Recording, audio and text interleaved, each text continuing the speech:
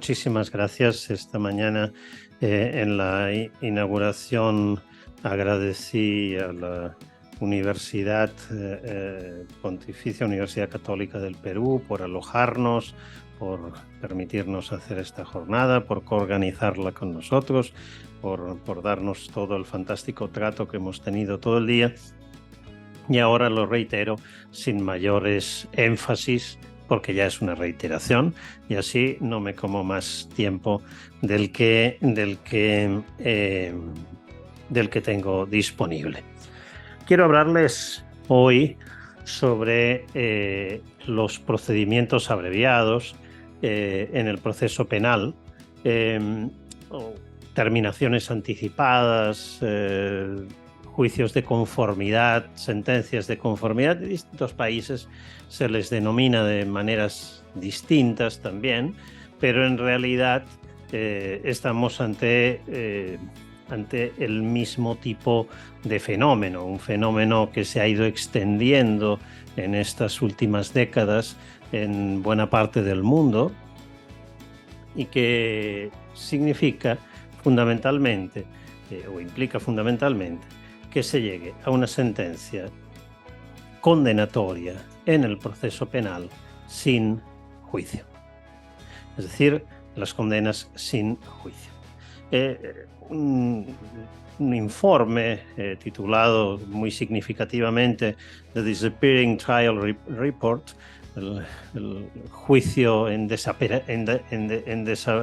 informe sobre el juicio en desaparición de 2017, indicaba que cerca de 60 países del mundo, donde están casi todos los occidentales, pero no solo, también la China, también Japón, en cerca, digo, de 60 países del mundo, no solo está regulado este tipo de procedimiento en sus códigos de procedimiento penal, sino que además ya son mayoritarios. Esto es, que la mayoría de las condenas penales se producen sin juicio. Si vemos algunos ejemplos, en el caso de Estados Unidos, en 2017 también, según ese mismo informe, cerca del 97% de los casos penales federales se resolvieron a partir de acuerdos en plea bargaining, es decir, en acuerdos entre la defensa y la acusación, la fiscalía en el proceso, cerca del 97%. Y de ahí claramente se justifica aquello de el juicio en desaparición, ¿verdad? Pero este es un fenómeno no exclusivo, aunque probablemente originario de Estados Unidos. En Inglaterra y Gales, el Crown Court Sentencing Survey Annual Publication informa que el 70% de los casos penales en 2014, es el último dato disponible, se resolvían ya mediante este tipo de mecanismo, el 70% en Inglaterra y Gales. Y en nuestra región, en Chile, con datos de 2015 y 2016 de las estadísticas del Ministerio Público, el 83,1% de las sentencias penales se dictaron en casos con mecanismos de conformidad. Es un procedimiento abreviado y procedimiento simplificado en el caso chileno. En Uruguay, según el informe anual 2021 del Observatorio Justicia y Legislación, el 89,4% de los casos penales se resolvieron mediante procedimientos simplificados o abreviados. Esto es, con la aceptación de los cargos penales por parte del imputado y sin juicio. En México, según datos del Censo Nacional de Impartición de Justicia Federal 2023, el informe es de 2023, pero relativo al 2022, se dictaron en el sistema penal federal durante el año 2022 3.404 sentencias condenatorias en procedimientos abreviados y solo 6 después del correspondiente juicio oral. La situación, creo, no es muy distinta en el resto de Latinoamérica, aunque me decían esta mañana que en el caso de Perú, estando regulado el mecanismo, evidentemente, como ustedes conocen mucho mejor que yo, no es todavía el caso que la mayoría de procesos de condenas penales se lleven a cabo mediante estos mecanismos. Lamentablemente, en mi opinión, añado el lamentablemente, creo que ya les llegará. En España, según la memoria anual 2022 de la Fiscalía General del Estado, en el año 2021 los jueces y tribunales españoles dictaron 124.026 condenas penales, de las que 79.206 fueron de conformidad, un 63,86%, sin tener en cuenta las conformidades encubiertas. Me referiré posteriormente a ellas para indicar sobre todo a qué me estoy refiriendo. Entonces ya estamos en el 63%, también una mayoría clara de casos resueltos sin juicio. A pesar de esta, diría, abrumadora realidad que muestra que la mayoría, y además una mayoría siempre creciente, de casos penales se resuelven con mecanismos de conformidad, es llamativo en nuestra región dos aspectos de la situación de estos últimos, yo diría, 20 y tantos años, desde lo que llevamos de este cuarto de siglo XXI. Todos los nuevos códigos procesal penales de estos años, que han sido muchísimos en toda la región, dedican la mayor parte del texto legal al juicio ordinario y una parte residual al procedimiento abreviado, cuando esto resulta inversamente proporcional a su impacto práctico, porque estamos resolviendo mediante procedimiento abreviado la gran mayoría de los casos a los que les dedicamos unos 4 o 5 o 10 articulitos del código y en cambio dedicamos el código, códigos nuevos, no códigos de los años 50, 2 años de la primera parte, de la primera mitad del siglo XX, sino códigos nuevos, dedicamos la gran mayoría de la regulación de los códigos nuevos a un tipo de procedimiento que está en desaparición. Y creo que esto también es muy significativo en la literatura probatoria que se está produciendo, que estamos produciendo en materia de prueba también para el proceso penal. Tantas veces nos dedicamos a hablar de la prueba en el juicio, de la valoración de la prueba post-juicio, de la decisión probatoria después de juicio, cuando tomándolo como el paradigma del razonamiento probatorio que hay que hacer, cuando parece que este fenómeno, el fenómeno de la decisión a partir del juicio, es un fenómeno que está en progresiva desaparición. Y lo mismo sucede, y el segundo aspecto paradójico, lo mismo sucede si observamos a los actores del proceso. La investigación y la instrucción penal en los casos decididos con conformidad, está evidentemente en la gran mayoría de los países, no es el caso de España, en manos de la Fiscalía.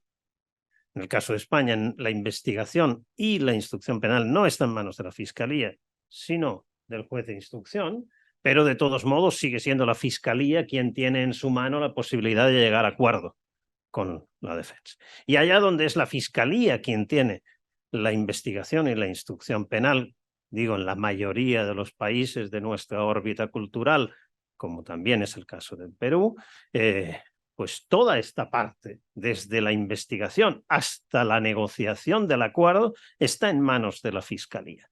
Esto es lo que Langer denomina la administrativización del proceso, ¿no? El procedimiento penal en manos de un ente que no es judicial, como es el caso de la Fiscalía.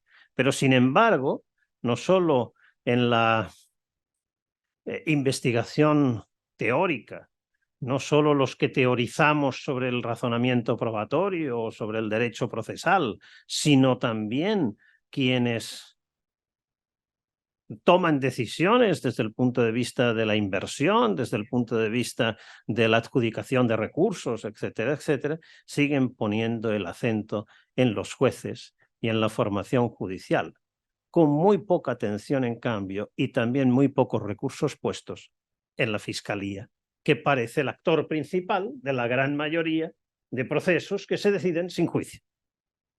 Y por tanto parece que tenemos algo totalmente desequilibrado, donde los códigos están prestando atención a un tipo de procedimiento en recesión manifiesta y muy poca atención al tipo de procedimiento cada vez más mayoritario, y donde además la atención y los recursos se colocan en un actor que también tiene cada vez menos importancia en la toma de decisiones y en cambio no en el actor con más importancia, como es en este caso la Fiscalía.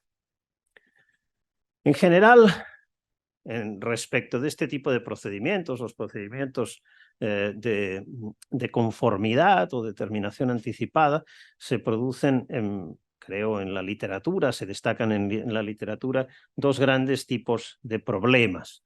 Problemas de legitimidad, esto es, derivados de la disminución de las garantías respecto del juicio oral, ¿no?, para el imputado, pero no solo, para las partes en el proceso, para la víctima también, etcétera, de disminución de las garantías y sobre todo por la presión que puede suponer para el acusado, para que el acusado acepte los cargos, la oferta que se le realice y la amenaza de la solicitud, de la pretensión de la Fiscalía en caso de no aceptar la oferta. Por tanto, ¿en qué medida esto, decía Langbein ya en los años 70, esto no puede ser considerado incluso como un caso de tortura psicológica, hacia depresión inadmisible en un Estado democrático y de Estado de Derecho, hacia, en este caso, el imputado? Estos serían problemas de legitimidad del modelo, pero también problemas epistémicos, en la medida en que los mecanismos de condena sin juicio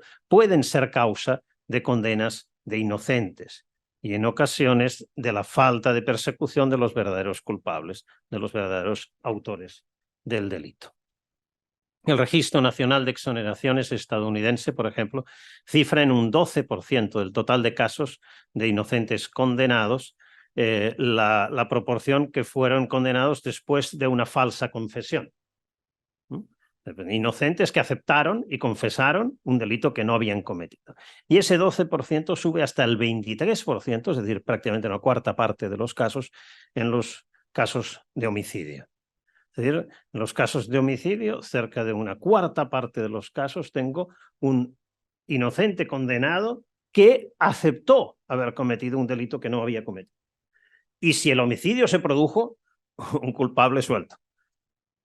Por tanto, un problema, porque aquí lo que estoy teniendo es un mecanismo, en este caso, el mecanismo de la decisión penal o de la condena penal a través de procedimientos de conformidad, que sería un mecanismo epistémicamente deficiente, que es causante de errores en el proceso penal. Y esto es una cuestión independiente del hecho de la legitimidad de la presión, etc.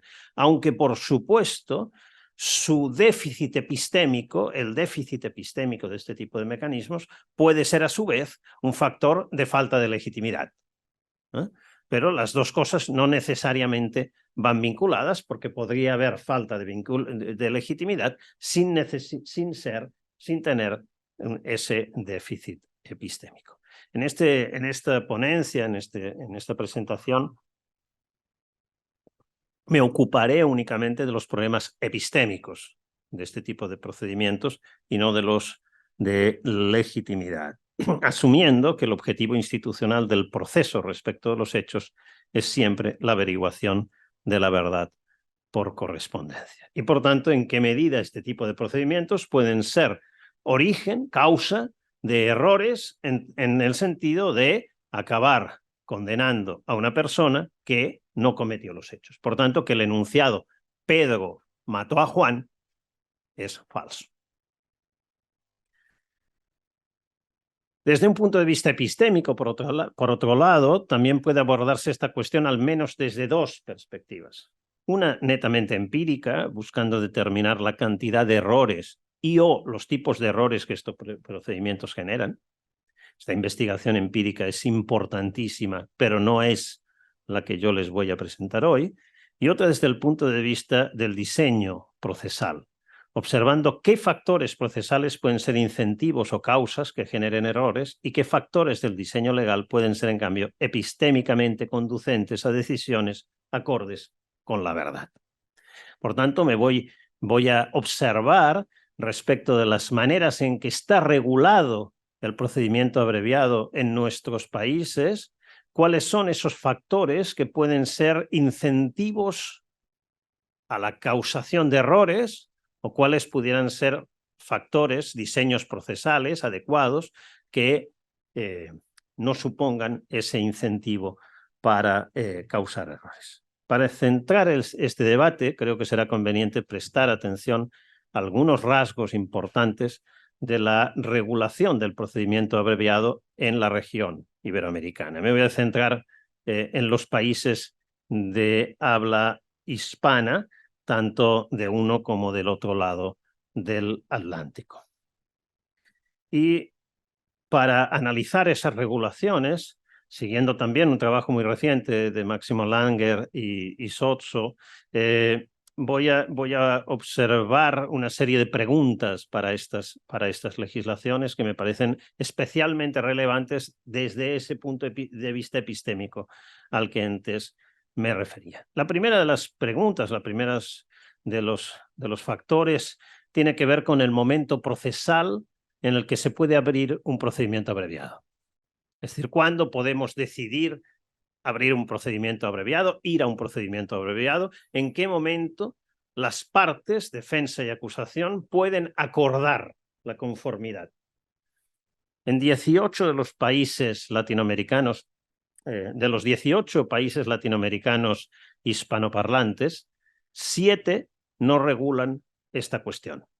Y los que lo hacen, todos menos Argentina, en el caso del Código Procesal Nacional, dejando al margen los provinciales, todos menos Argentina permiten hacerlo desde la imputación o la formulación de cargos. Esto es, desde un momento absolutamente muy inicial del proceso. En Argentina, en cambio, una vez completada la instrucción, fíjense, bastante más adelante, cuando ya se ha realizado la investigación del delito, ahí completada la instrucción. En el caso de España, en cambio, respecto a la mayoría de los países latinoamericanos, al inicio del juicio oral y antes de iniciar la práctica de la prueba. Por tanto, también, como Argentina, después de concluida la instrucción, que en el caso español, además, recordemos, no está en manos de la Fiscalía, sino de un juez de instrucción. Por tanto, la Fiscalía tiene que esperar a que se termine la investigación, se termine la instrucción, y después de esto y al momento de inicio del juicio oral puede ofrecer un acuerdo al acusado, al imputado. En el caso de Perú, ustedes lo saben, desde la formalización de la investigación preparatoria, por tanto también a un momento totalmente inicial. Segunda cuestión, en caso de que sean varios los coimputados respecto de unos mismos hechos, ¿es necesario que acepten todos o pueden aceptar unos respecto a los cuales iríamos a procedimiento abreviado y en cambio otros no aceptar respecto a los cuales iríamos a juicio ordinario? En 15 de los 18 países latinoamericanos de habla española no es necesario que acepten todos. Cada uno decide por sí mismo y en función de esto, respecto de cada uno se continúa. En España, en cambio, sí es necesario que acepten todos. Lo que veremos se constituye en una medida más de presión respecto del discordante. ¿Es aplicable el procedimiento abreviado a todos los delitos? De las 18 jurisdicciones latinoamericanas hispanoparlantes, 8 permiten la aplicación del procedimiento abreviado, llamado así o de cualquier otra manera, pero este tipo de procedimientos, para todos los delitos, sin ningún tipo de limitación. Y 10 no lo hacen. De las que no lo hacen, solo 7 países lo limitan por razón de la pena prevista. Es decir, para delitos con una pena máximo de tantos años. Por lo tanto, para delitos con penas muy altas, en cambio, no se permite el acuerdo de conformidad. Si exceptuamos la República Dominicana, que es uno de estos 7, pero establece el máximo en 20 años, por lo tanto, un máximo bien alto. Si exceptuamos, digo, la República Dominicana, el límite medio es 7,1 años. En el caso de Perú, en cambio, no hay un límite por años, sino que, como ustedes saben, se exceptúa solo los delitos vinculados a organizaciones criminales. Y en el caso de España, para delitos con penas previstas inferiores a 6 años. Como digo, el promedio está en 7 y poco. Estamos hablando, en teoría, de delitos no graves. Para estos 10 países. Para los otros, cualquier delito. ¿Debe el imputado declararse culpable para que proceda al juicio abreviado? Bueno, parecería que es obvio, si acepta, ¿verdad? En nuestra región sí, en todos los casos. Pero cuidado, porque de donde hemos tomado este tipo de procedimiento, no es así. En Estados Unidos, la Corte Suprema, en el caso Alford versus North Carolina, aceptó que se puede ir a juicio abreviado aunque el sujeto se declare inocente, siempre y cuando acepte la condena. El sujeto puede decir, acepto la condena propuesta por la Fiscalía, aunque soy inocente. Y esto podría perfectamente dar lugar al juicio, al procedimiento abreviado, en el caso de Estados Unidos, a una sentencia en plea bargaining. En nuestra región no. En nuestra región no se acepta en ninguno de los países. El sujeto debe aceptar no solo la condena, sino además debe confesar haber cometido el delito. ¿Se da acceso a la defensa a todas las pruebas recolectadas por la policía y o la fiscalía? Esto me parece relevante y atiendan a lo que estoy diciendo. A todas las pruebas recolectadas, no aquellas necesariamente no solo aquellas que se podrían usar en el proceso o que están disponibles para usar en el proceso, sino a todas las pruebas recolectadas por la fiscalía y o la policía. En la mayoría de los países de nuestra región limitan el acceso a las pruebas que dan sustento a la acusación de la Fiscalía. Por tanto, no, por ejemplo, a las pruebas que pueda haber recaudado la policía que sean beneficiosas para la hipótesis de la defensa. Entonces, la defensa toma la decisión de aceptar los cargos sin conocer que están a disposición pruebas favorables a la inocencia del imputado. No se ponen esas pruebas a su disposición porque solo se impone la obligación de dar acceso a las pruebas que dan sustento a la acusación de la Fiscalía. Solo en 8 de esos países se otorga, en teoría, porque la práctica otra cosa será seguramente, el acceso a las pruebas que se recogieron en la investigación policial. Este es el caso, en teoría, también del Perú. No el de España, por otro lado. ¿Debe el imputado estar asistido por abogado para aceptar los cargos? En todos los casos sí, menos en Venezuela, donde ese derecho no se prevé, seguramente como otros tantos. ¿Debe el tribunal confirmar la voluntariedad del acuerdo por parte del imputado? Es decir, que el imputado acepta voluntariamente el acuerdo. En general sí, en todos los casos sí, con la excepción de Paraguay y República Dominicana, donde ese derecho no se prevé. Es decir, no está exigido legalmente que el imputado esté asistido por abogado para aceptar los cargos. ¿Debe el tribunal controlar la suficiencia probatoria al margen de la aceptación del imputado? ¿Debe el tribunal controlar, según lo previsto legalmente, que haya prueba suficiente? Es decir, que haya algún acervo probatorio que podamos entender suficiente al nivel que se estime adecuado para estas cosas, al margen de que el imputado acepta. Es decir, con independencia de la aceptación del imputado, ¿qué pruebas favorables a la hipótesis de la culpabilidad están disponibles? Pues bien, en 11 de los países latinoamericanos hispanoparlantes, el tribunal debe controlar esa suficiencia probatoria, si atendemos a lo que establece la legislación. Otra cosa es lo que hagan. En España no, es del lado donde no se exige ese control. El caso peruano es uno de estos 11, donde claramente así se establece. El artículo 468, párrafo 6 del Código de Procedimiento Penal, dice que si el juez considera que la calificación jurídica del hecho punible y la pena imponer de conformidad con lo acordado son razonables y obran elementos de convicción suficientes, dispondrá en la sentencia la aplicación de la pena indicada, bla, bla, bla. Es decir, no basta que haya la aceptación, sino además que obren elementos de convicción suficientes. Y la Corte Suprema ha sido también bastante clara al respecto.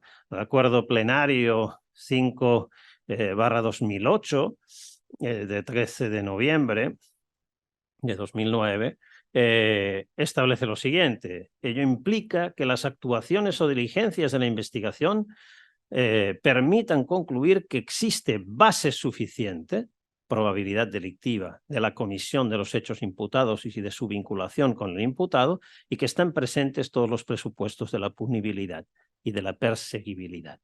Es decir, debe haber base suficiente, base probatoria suficiente, independiente de la aceptación, del hecho de que hay una aceptación por parte del imputado. Al margen de esa aceptación debe haber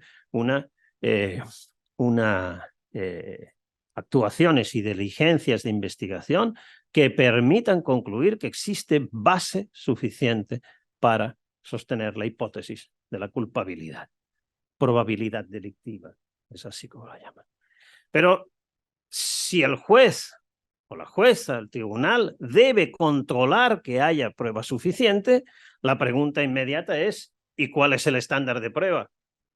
¿Cuándo es suficiente para condenar en el procedimiento abreviado?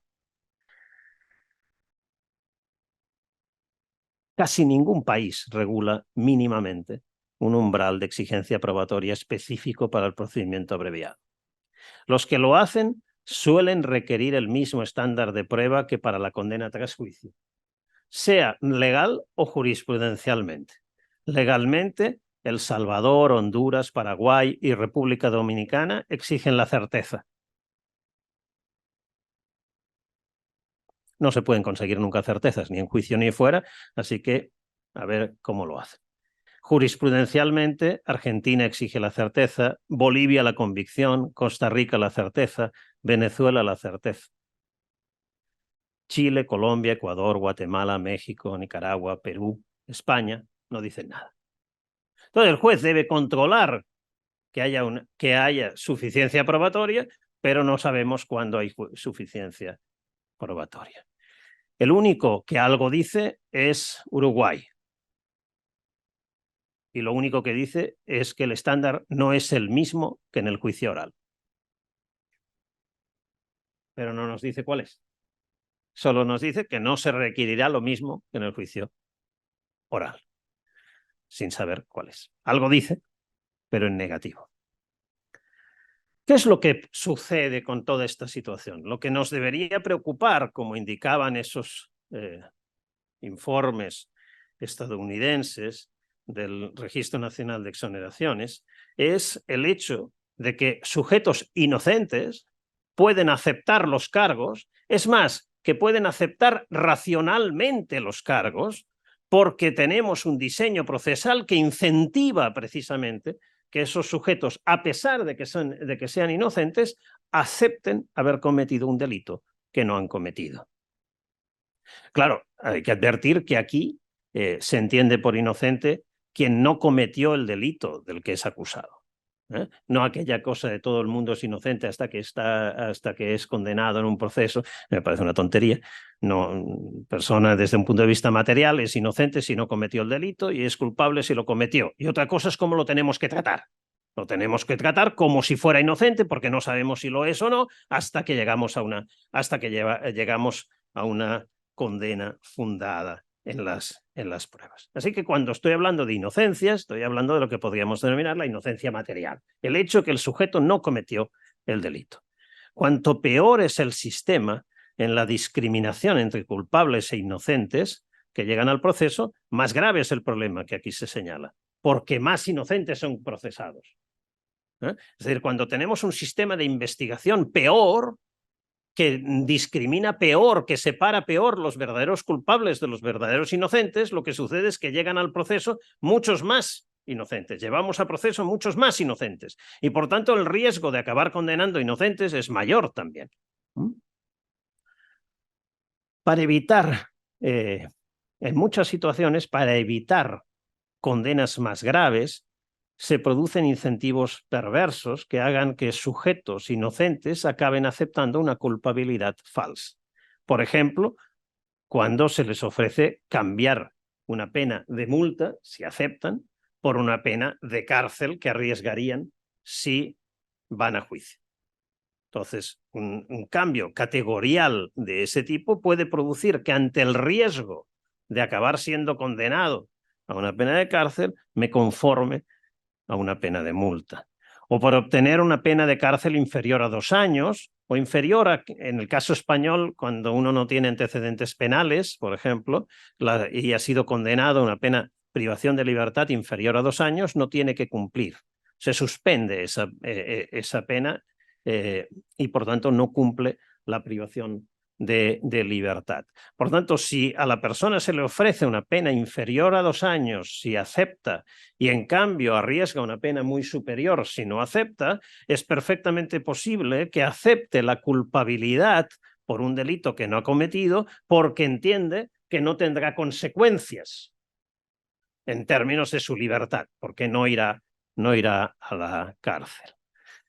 Conformarse con una pena ya cumplida respecto a arriesgar una pena muy superior. Pena ya cumplida, por ejemplo, en las personas que tienen que decidir si se conforman o no y están en prisión provisional.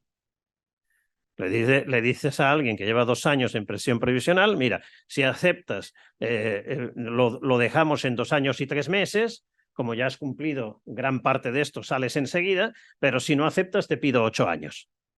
Entonces, es ante el riesgo de una condena muy superior, es perfectamente posible que ese inocente acabe aceptando un delito que no cometió.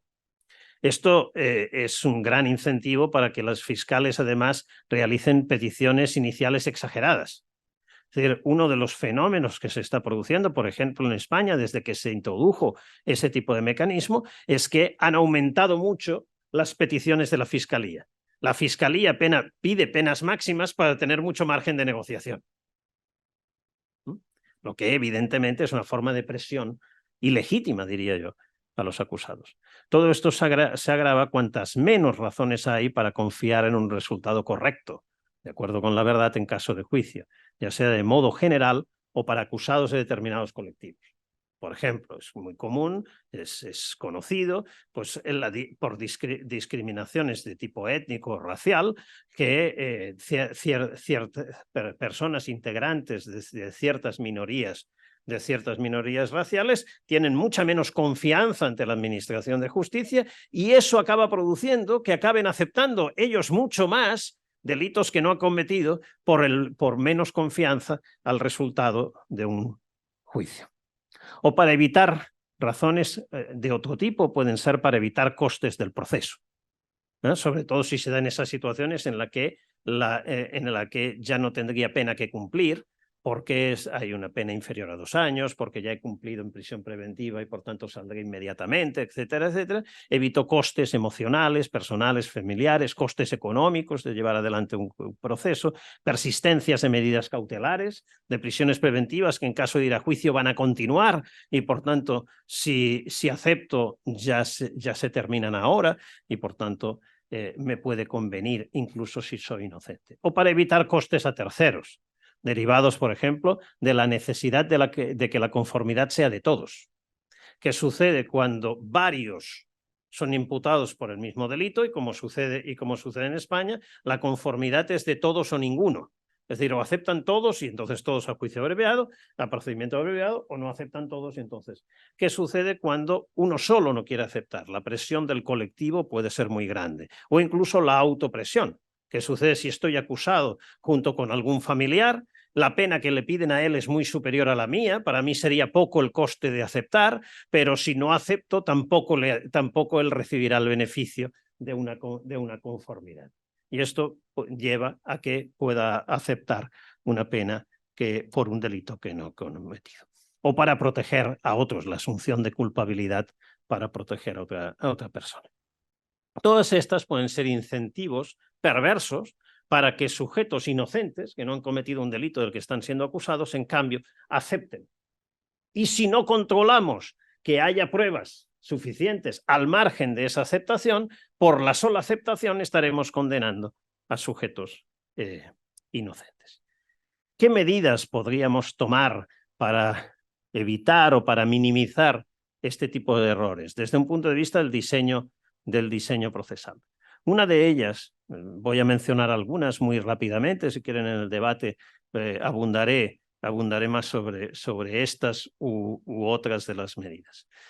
Pero algunas que me parecen muy importantes. La primera de ellas, no permitir conformidades tempranas y trasladarlas siempre al inicio del juicio oral. Es decir, una vez concluida la investigación. Solo podemos exigir seriamente que se disponga de un acervo probatorio independiente de la conformidad que indique la culpabilidad del acusado si hemos realizado una investigación. Si ni siquiera realizamos la investigación y la instrucción porque la conformidad la tomamos en un momento inicial del procedimiento, entonces, ¿qué pruebas voy a tener? Es verdad que pudiera ser que la persona acepte enseguida, ante la fiscalía, ante la policía. Perfecto. Esto no debe impedir que se realice la investigación y la instrucción. Al revés, esa aceptación podría servir para la recolección de pruebas que corroboren que ha cometido el delito. Pero en todo caso tengo que llegar al final de la instrucción con un acervo probatorio independiente de la aceptación misma del imputado que acredite la culpabilidad al nivel que estemos dispuestos a exigir. Diré algo más sobre esto. Como ya les dije, excepto el caso español y el argentino, todos los demás sistemas iberoamericanos hispanoparlantes prevén la posibilidad de una aceptación muy temprana, de una conformidad muy temprana. Y estas me parecen legislaciones que establecen incentivos perversos que en muchos casos pueden tender a producir errores. En segundo lugar, y tan importante como lo anterior, es regular bien el estándar de prueba para la apertura de juicio oral. Y este es un defecto que, con independencia del procedimiento abreviado, con independencia del problema del procedimiento abreviado, tenemos en todos nuestros sistemas. En todos nuestros sistemas hay algo así como que un juicio no se le niega a nadie, ¿no? Entonces, la etapa intermedia del procedimiento penal es un mero trámite. Y los jueces de la etapa intermedia, perdónenme si alguno hay en la sala, son meros tramitadores. Toman decisiones respecto de la exclusión o admisión de la prueba, y en particular preocupándose para eliminar pruebas ilícitas. Pero dicho esto, y una vez hecho esto, del resto ya se ocuparán en juicio. Ya se decidirá en el fondo de la causa. Y por tanto, la etapa intermedia no es, como debería ser, un filtro para evitar juicios innecesarios a personas respecto de las que hay un acervo probatorio en su contra absolutamente deficiente, absolutamente insuficiente. Estamos tan preocupados por resolver el colapso de nuestros sistemas y resulta que llevamos a juicio prácticamente todo. Bueno, no, prácticamente nada, porque lo acabamos en juicio abreviado. Pero si no hay juicio abreviado, todo pase para el juicio. Es decir, no controlamos nunca que el acervo probatorio que sostiene la acusación sea mínimamente consistente. Esto no supone una anticipación de la condena, sino que esa mínimamente consistente podremos decidir que tenga un estándar que sea inferior al estándar de la condena. Mire, si no llegamos ni aquí, mucho menos llegaremos después a la condena. Si no llegamos ni aquí, acabamos ahora. En Estados Unidos existe lo que se denomina el direct verdict, el veredicto directo que emite el juez profesional, que evita que el juicio vaya ante el jurado, porque, entre otras cosas, entiende el juez profesional que con el acervo probatorio presentado por la Fiscalía, ningún jurado razonable podría considerar que se supera el más allá de todo duda razonable. Y, por tanto, esto no tiene que llegar a juicio, porque es no solo un perjuicio para el acusado, sino también una ineficiencia para el sistema. No tenemos que gastar recursos en hacer juicios que no tienen ningún viso de terminar en una condena. Si es claro que esto no puede terminar en condena, tenemos que acabarlo ya. Bueno, pues si es claro que no puede terminar en condena, entonces no puede valer la aceptación para condenar. Cuando hemos dicho que en la gran mayoría de países debe haber un control de la suficiencia probatoria independiente de la aceptación del acusado. Por tanto, fíjense en las primeras dos medidas. Primera medida, no aceptar juicios abreviados, derivaciones a procedimientos abreviados antes de finalizar la instrucción. Solo después de abierto juicio oral y antes de iniciar el juicio, en el momento de iniciar el juicio. Solo después de abierto juicio oral. Y la segunda, una especie de filtro para que no lleguen a juicio oral los casos con prueba manifiestamente insuficiente al nivel del estándar de prueba que consideremos adecuado para esa etapa. Y con ese control por parte del juez de la etapa intermedia. Ahora esto ya no queda en manos de la Fiscalía, porque es el juez de la etapa intermedia el que tiene que controlar que hay prueba suficiente para ir a juicio. Y solo después de que el juez de la etapa intermedia controle que hay prueba suficiente para ir a juicio, entonces pueden las partes acordar evitando el juicio. Tercera medida, la posibilidad de recurso respecto de esa decisión del juez de la etapa intermedia. Esa persona que está en condiciones de aceptar o no aceptar tiene que primero poder recurrir alegando la insuficiencia probatoria para abrir juicio en su contra. Y por tanto, hasta ahí todavía defenderse. Y cuando ya se entiende definitivamente que hay prueba suficiente para abrir juicio, ahí puede tomar la decisión de si se conforma o no se conforma. Por tanto, tendríamos una primera decisión que no es de conformidad, sino que es en contradicción. Es decir, donde opere la contradicción entre las partes, como un mecanismo de aseguramiento. Creo que este es importantísimo. Un recurso que, por otra parte, obviamente debe ser bilateral. Si el juez de la etapa intermedia estima que no hay prueba suficiente, también la Fiscalía debería poder recurrir en este caso, ese archivo o ese sobreseimiento del procedimiento. La aceptación del acusado, en mi opinión, debe requerir no solo un sí, acepto los cargos, sino un relato circunstanciado de la comisión del delito en términos de modo, tiempo y lugar, que después el juez pueda poner en consonancia con las pruebas disponibles. Limitar también, cuarta medida, las peticiones iniciales exageradas de pena por parte de la Fiscalía para evitar el efecto de aversión al riesgo. ¿Cómo puedo limitar las peticiones exageradas? Bueno, aquí hay dos mecanismos que pueden además operar conjuntamente. El primero sería reducir la distancia entre penas mínimas y máximas previstas para un mismo delito en los códigos penales. Una de las cosas que se está produciendo cada vez más en estos últimos años, en las reformas de los códigos penales, es que se amplían los segmentos de mínimos y máximos previstos para los delitos, dando, por tanto, en principio, más discrecionalidad a los jueces, pero en realidad, vía procedimiento abreviado, más discrecionalidad a las fiscalías para ese juego de la presión. Solo un ejemplo. En España el artículo 301 del Código Penal prevé para el delito de blanqueo de capitales penas entre 6 meses y 6 años. Entre 6 meses y 6 años. Es decir, 12 veces más el máximo del mínimo. Fíjense la discrecionalidad que eso permite. 6 meses, si no tiene antecedentes penales, no pisa la cárcel. 6 años, evidentemente sí. Hay muchos elementos ahí. Por tanto, deberíamos trabajar en esa limitación y también en establecer criterios más claros de cuándo corresponden penas mínimas, medias, máximas, etc. Y en segundo lugar, segundo mecanismo de esta medida, establecer incentivos para evitar peticiones fiscales meramente estratégicas.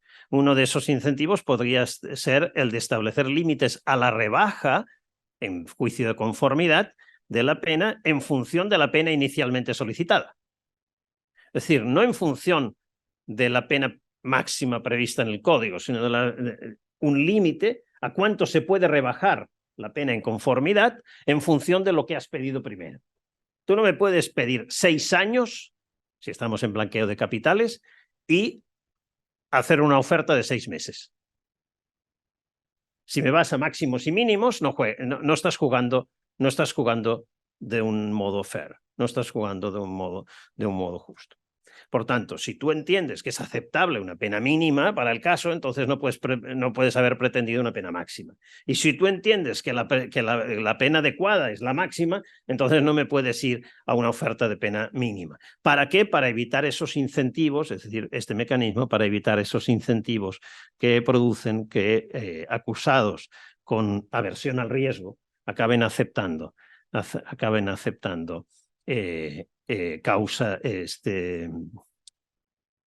imputaciones de las que son inocentes.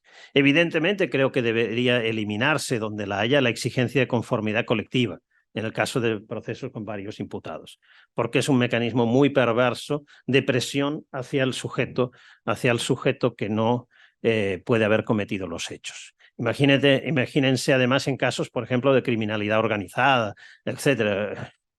Bueno, si hay 6 verdaderos culpables de criminalidad organizada y un inocente, pero el hecho de que ese inocente no se conforme perjudica seriamente las expectativas de los 6 culpables de criminalidad organizada, no sé el inocente cuánto va a durar si no acepta el beneficio también para los demás. Hay presiones ahí que parece inadecuadas.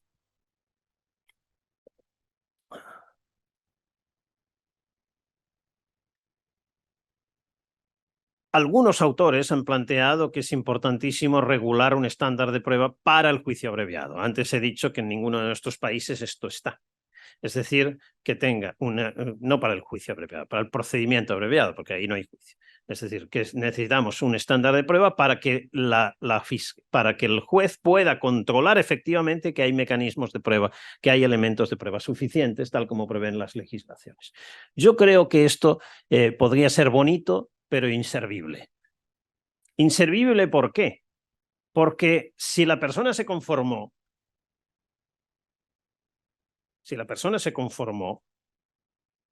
y no hay prueba suficiente en su contra, y el juez igualmente le condena, ¿quién va a controlar esa insuficiencia probatoria?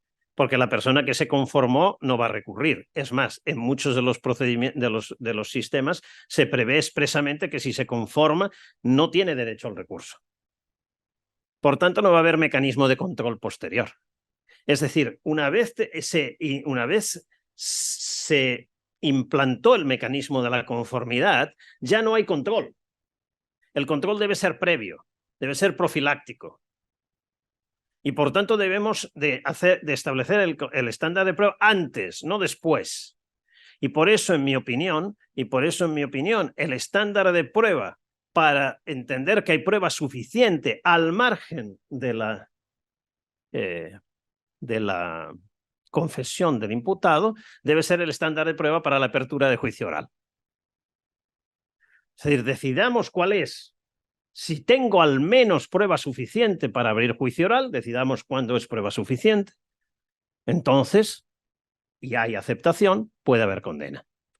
Pero fíjense que el momento de abrir o no abrir juicio oral todavía no es un momento de conformidad si se establece como primera medida que la conformidad solo puede operar una vez abierto juicio oral.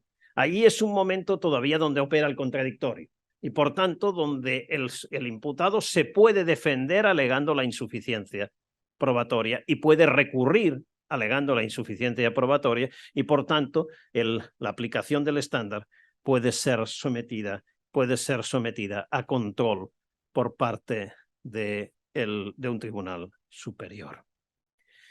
Estas medidas y algunas otras que si quieren podemos comentar en